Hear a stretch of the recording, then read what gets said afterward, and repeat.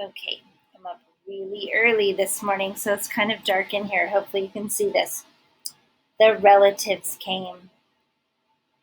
Lately, I've been having thoughts. I wonder if it's good to read stories about families getting together and gathering, or if that's really hard for us to hear, right? Because a lot of us haven't been able to see our families for a while.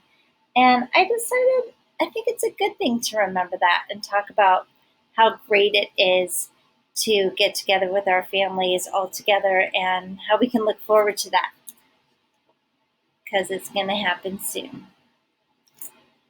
So I decided let's read this story.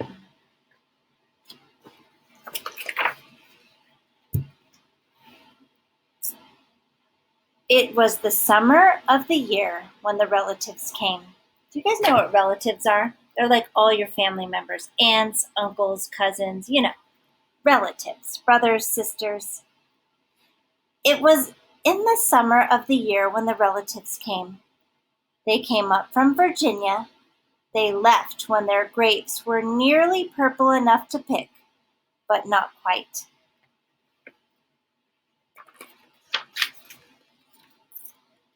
They had an old station wagon that smelled like a real car, and in it they put an ice chest full of soda pop, and some boxes of crackers and some bologna sandwiches, and up they came from Virginia. They left at 4 in the morning when it was still dark, before even the birds were awake. Have you ever been on a road trip like that where you have to get up real early in the morning and start, and you just are thinking, oh my gosh, this is a strange experience? They drove all day long and into the night, and while they traveled along, they looked at the strange houses and different mountains, and they thought about their almost purple grapes back home, and they thought about Virginia. But they thought about us too, waiting for them.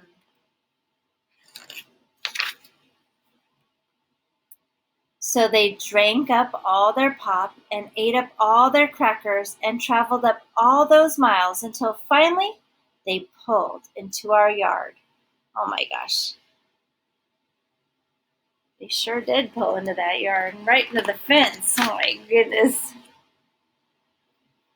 Then it was hugging time. Talk about hugging. Those relatives just passed us all around their car, pulling us against their wrinkled Virginia clothes, crying sometimes. They hugged us for hours. That boy doesn't look too happy about it.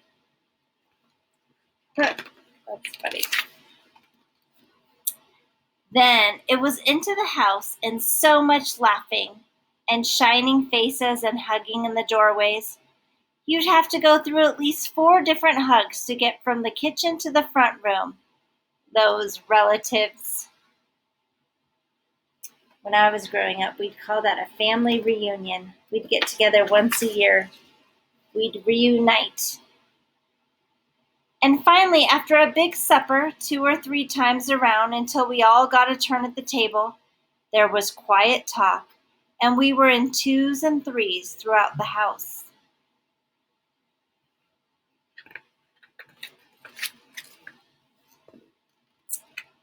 The relatives weren't particular about beds, which was good, since there weren't any extras. So a few squeezed in with us, and the rest slept on the floor, some with their arms thrown over the closest person. Sorry, this is kind of dark for me. Or some with an arm across one person and a leg across another. It was different going to sleep with all that new breathing in the house. Does this remind you of that story, A House Full of Christmas? Do you remember when it snowed and no one could drive home, so they all had to sleep on the floor? And Granny and Edgar. I love that story. The relatives stayed for weeks and weeks.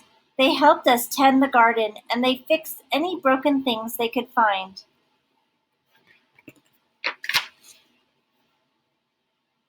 They ate up all our strawberries and melons, then promised we could eat up their grapes and peaches when we got to Virginia.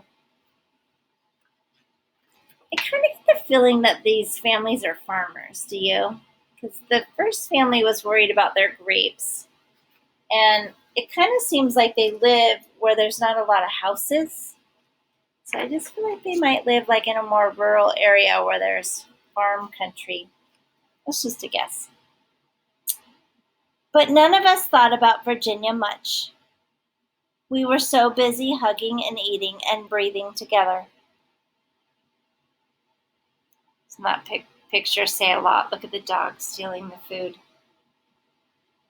And the guitar that they were playing and singing, but then left it behind. So many things to notice, isn't there? Finally, after a long time, the relatives loaded up their ice chests and headed back to Virginia at 4 in the morning.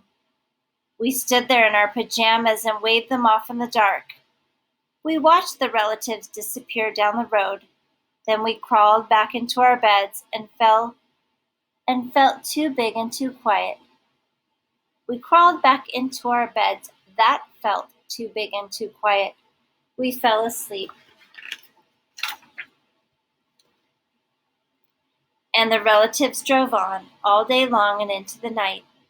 And while they traveled along, they looked at the strange houses in different mountains, and they thought about their dark purple grapes waiting at home in Virginia. But they thought about us too, missing them, and they missed us. And when they were finally home in Virginia, they crawled into their silent, soft beds and dreamed about the next summer.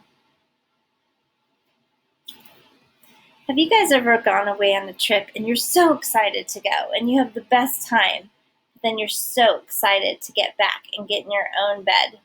Isn't that fun? That's the best part of vacationing. You're excited to leave, but you're excited to come home too. I hope you liked that story.